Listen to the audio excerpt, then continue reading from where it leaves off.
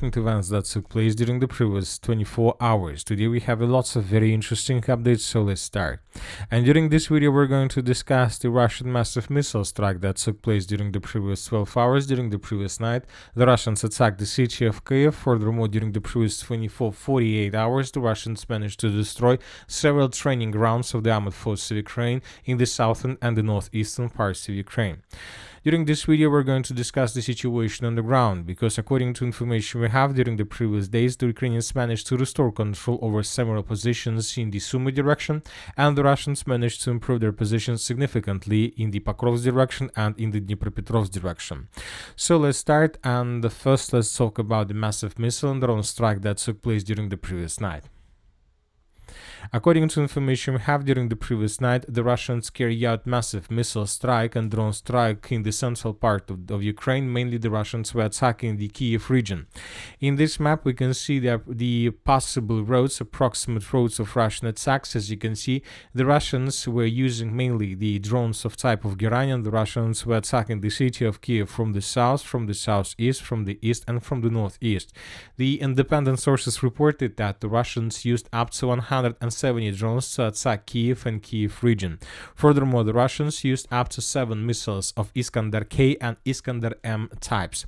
The Ukrainian authorities made their own statements regarding the situation. According to them, the Russians used up to 368 drones and missiles altogether, but the Ukrainians are saying that they managed to bring down almost everything. The Ukrainians destroyed around 339 out of 352 drones, and the Ukrainians destroyed around 11 missiles out of 15 missiles out of 11 missiles in total that the Russians used.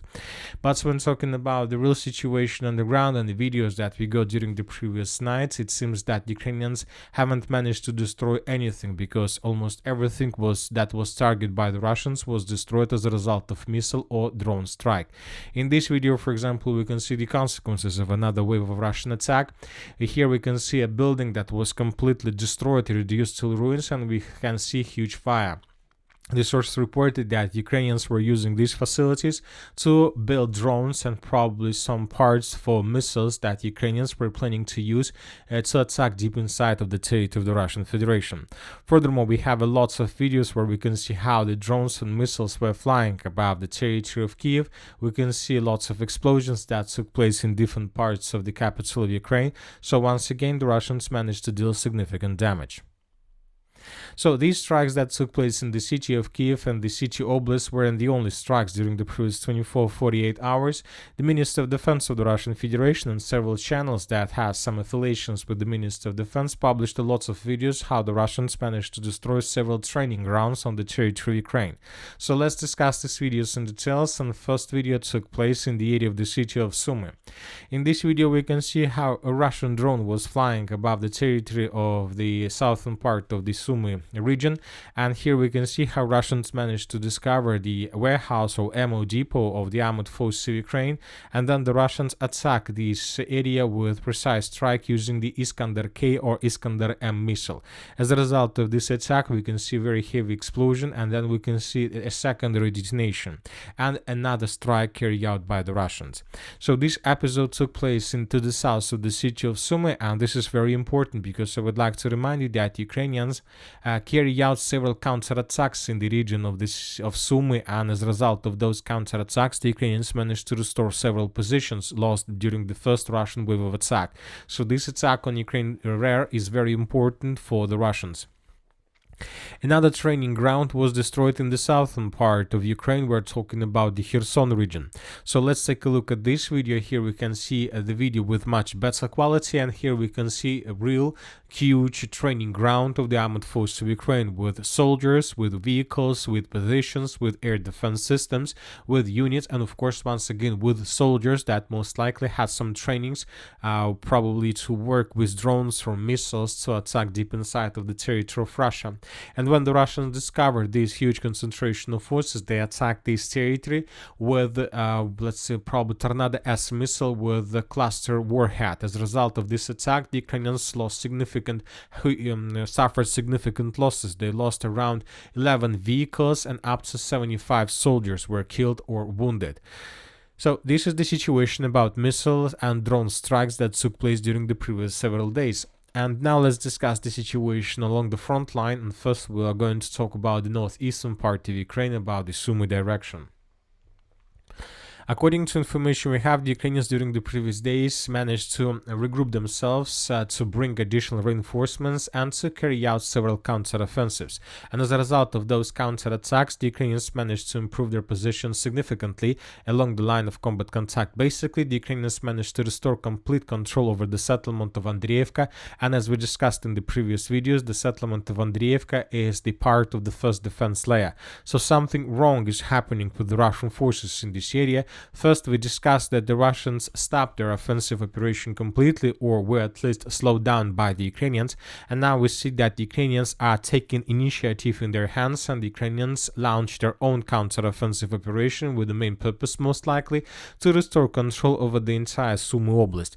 In this video, for example, we can see how Russians were attacking Ukrainians in the area of the village of Andriivka in different parts. Several episodes were geolocated, how Russians were attacking stormtroopers of the armored forces of Ukraine. One of the episodes took place in the southern part, another one in the central part, and furthermore the Ukrainian sources themselves published this video. We will not watch this video. Here we can see how Ukrainians managed to capture at least 12 Russian soldiers in the most northern part of the settlement. So based on these three videos, based on the report that was published by pro-Ukrainian resource Deep State, we adjusted the territory in the village of Andriivka completely in Ukraine's favor. Today several neutral mappers clarified the situation on the ground, and according to them, the Ukrainians managed to restore control over the village of Andriivka as well as over several tree lines and facilities to the south of Alexeyevka. So due to this situation, we expect that Ukrainians will continue their offensive operation further, and first they will attack in the direction of the settlement of Alexeyevka. So most likely the battle for this territory is going to start today or even maybe tomorrow. Once again, something strange is happening right now, and all these things tell us that maybe the Russians didn't plan to attack the city of Sumy itself, that was just attempts to distract Ukrainian attention and to keep as many as possible forces in this area. Meanwhile, the main Russian offensive operation take place, let's say, somewhere in the area of the city of Pokrovsk and the Pokrovsk agglomeration, or at least in the Dnipropetrovsk Oblast, or maybe the main Russian offensive take place in the area of the city of Konstantinovka. So let's discuss these areas and in details, but before we go there, first let's talk about the southern Kupiansk direction, or the Liman area.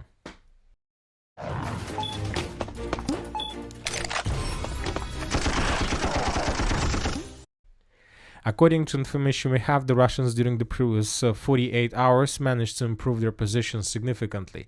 For example, yesterday the Minister of Defense of the Russian Federation reported that as a result of clashes, the Russians managed to secure the village of Petrovskaya. The village of Petrovskaya is the former title of the village by the name of Grekovka. The Ukrainians after 2014 renamed this village, and now they call this village as Grekovka. So based on this report of the Minister of Defense of the Russian Federation, we have adjusted the map and we have colored these territories in Russian favor. And we see that the Russians continue their offensive operation further in the northwestern direction, most likely with the purpose to get as close as possible to the settlement of Druzhlyubovka. Furthermore, according to several very reliable resources, the Russians managed to answer the village of Novy Mir. There are very heavy clashes for the settlements, for the territory of the settlement as well.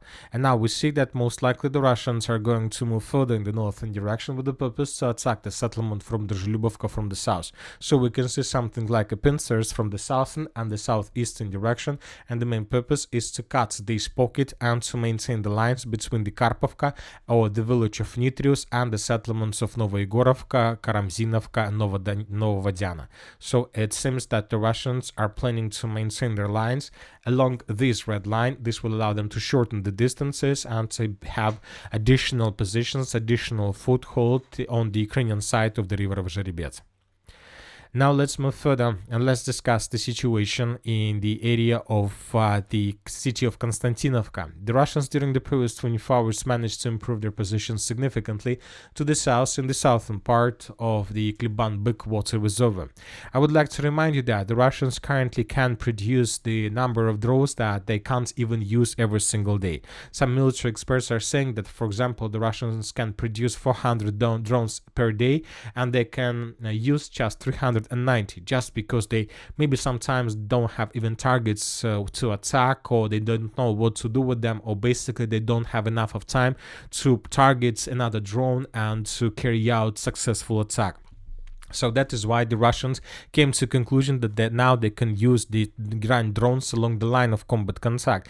And during the previous days, we got lots of videos how the Russians were pummeling and reducing to ruins Ukrainian positions along N32 road and to the south of Kliban-Butska reservoir with ground drones. They destroyed bridges, they destroyed logistic and many other strategical positions of the armed forces of Ukraine. And after this concentration of fire, the Russians carried out successful offensive operation. According to several mappers, and as a result of this offensive, the Russians managed to almost completely secure the village of Alexandra Kalinova, at least its southern, central and the eastern parts.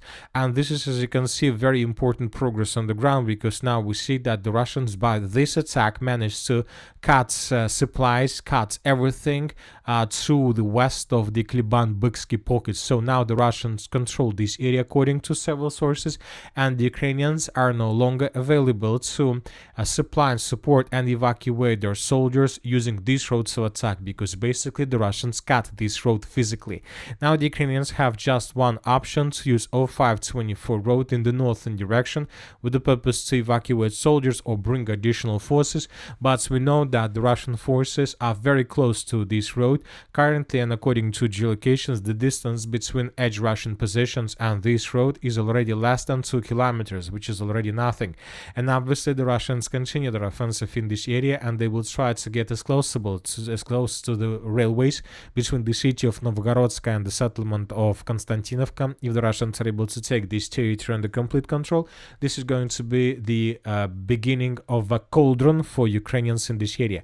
As of now, it's just operational encirclement. The Ukrainians suffer losses during their evacuation process, a few hundred meters in the northwestern direction for the Russian forces, and this is going to become a cauldron. And obviously we're talking about several hundreds of Ukrainians or even several thousands of soldiers of the armed forces of Ukraine on this area. So the cauldron was created obviously without any chances for Ukrainians to evacuate themselves from this area without huge losses. Furthermore, according to information we have, during the previous 48 hours, the Russians managed to improve their position significantly in the city of Chasiv Yar. And according to pro-Russian resources, by the morning of the 23rd of June of 2025, the Russians established control for more than over 90% of the settlement. The Ukrainians control just 10%, and that's it. And this is obviously already the latest and the last stage of the battle for this city. Now let's move further and let's discuss the situation in the Dnipropetrovsk direction. The Russians managed to improve their position significantly in this area.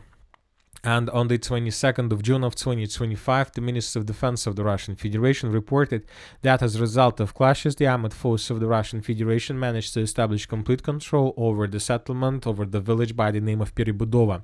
And the Russian sources published this video where we can see how exactly the Russians were taking this settlement under control, how the Russians were bombing and attacking this territory, and in the final part of the video, as usually, the Russians raised Russian flags in different parts of the settlement.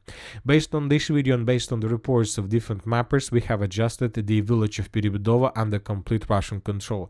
So this is the situation by the end of the 21st of June, and this is the situation by the beginning of the 23rd of June of 2025. The village was taken by the Russians, and the most important, the Russians managed to establish a strong foothold on the Ukrainian side of the river of Mokraya Yale. And obviously the Russians will continue now moving further in the western direction with the purpose to expand their positions and to establish complete control over the settlement by the name of Mirnaya. At the same time, the Russians continue their offensive in the direction of the village of Yalta, in the direction of the settlement by the name of Zirka, and the Russians continue advancing through the three lines in the direction of the village by the name of Podubne. There are very heavy clashes along the entire line of combat contact. The Ukrainians suffered losses, and we see that the Ukrainians can't stabilize the situation. Once again, probably Russian offensive operation in the area of the city of Sumy was just a special operation that has main purpose to distract Ukrainian attention and to force Syrskyi Zelensky to keep as many as possible forces in this area, with the purpose not to allow the Russians to take the city of Sumy under their control. At the same time, the Russians launched probably a very big offensive operation in the area of Konstantinovka and in Dnipropetrovsk direction, where the Ukrainians still haven't managed to do anything with the stabilization of the situation. Furthermore, according to information we have, the Russians improved their positions significantly in the area of the village of Shevchenka. During the previous days, the Russians managed to improve their positions significantly. For example, this is the situation by the end of the 20th of June of 2025, and this is approximately the moment when the Russians launched their offensive operation, and by the end of the 20th of June of 2025, the Russians managed to secure the southern part of the settlement and the southeastern part. So this is the beginning of offensive, the 20th of June. By the end of the 21st of June, the Russians managed to secure the south and the southeastern part. By the end of the 23rd of June, by the beginning of the 23rd of June, the Russians improved their positions, and currently Russian forces control more than 60% of the village of Shevchenka, and we believe that in the very near future this village will be taken under Russian control. When talking about the Zaporozhye direction, the most important updates are coming from the settlement of Malinovka.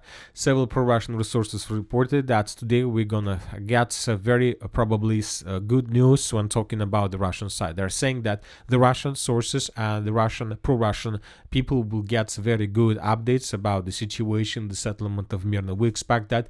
The source reported that most likely the Russians either managed to secure the village of Malinovka completely or about to do this. And that's it for today, for the short video. Military summary channel reminds we can nobody violence in the world. Thank you for your watching, subscribe to my channel, put your likes, join my Patreon, and have a good day.